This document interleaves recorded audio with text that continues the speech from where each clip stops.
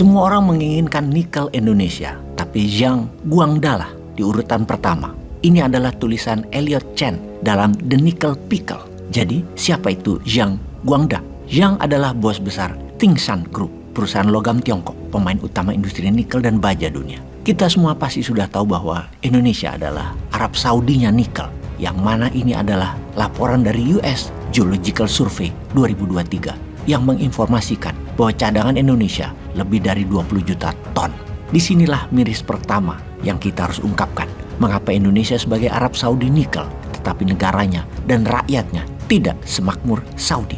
Apa karena memang cara kelola negaranya yang salah, sehingga yang kaya adalah pihak asing, yang mana Indonesia hanya dapat pajaknya saja, tidak dapat manfaat dari kedaulatan minyak, dari kedaulatan nikel, seperti Saudi berdaulat atas minyaknya. Kita malah memperkaya perusahaan Tiongkok, Tsingshan. Tsingshan ibarat Apple-nya industri logam dunia. Dia sudah bercokol di Indonesia sejak 2014. Zhang Guangda mendapatkan karpet merah dengan regulator dan pejabat tinggi negara. Ada fotonya di Istana Negara tanggal 9 Juli 2019.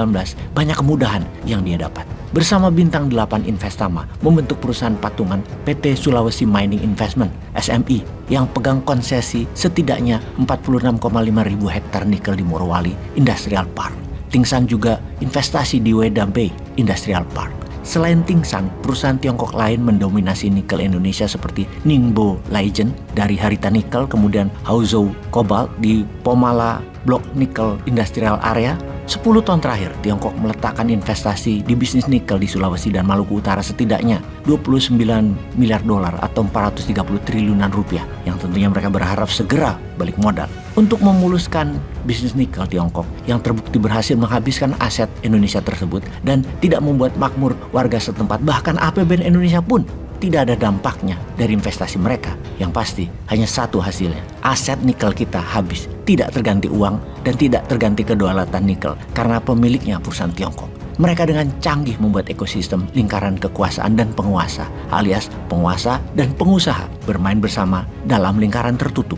Mulai dari membuat aturan perundang-undangan, mengatur penegakan hukum, kendalikan keamanan security, membangun narasi kuasai opini yang danai LSM, dan seterusnya dirapihkan dari hulu ke hilir agar pemenang dapat semua. Dan benar, merekalah pemenangnya. Puncaknya, keluarlah Perpres 55 2019 tentang pengembangan kendaraan bermotor listrik berbasis baterai. Subsidi motor listrik 7 juta rupiah per unit untuk 250 ribu motor sepanjang 2023. Insentif mobil listrik berupa pengurangan PPN dari 11% menjadi 1%. Dan juga ada 70 juta rupiah per unit mobil untuk hal itu. Anggaran subsidi sekitar 3,4 triliun di tahun 2023 dan berkelanjutan di tahun depan hingga 9,4 triliun. Target 400 ribu unit kendaraan listrik pada tahun 2025, target 6 juta motor listrik pada tahun 2025.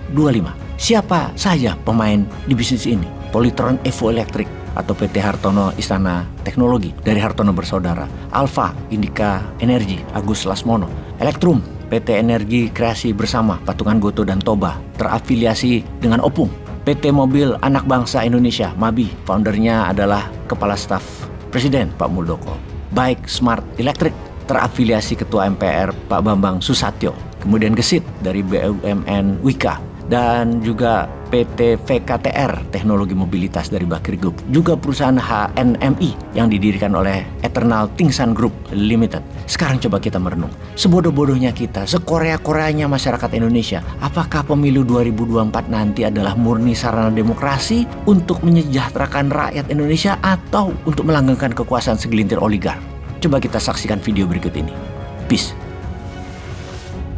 Udah nggak ada batas di Indonesia ini antara pengusaha dengan penguasa. Iya, Chinese wall-nya itu nggak jelas gitu ya. Dan itu dibiarkan oleh Pak Jokowi.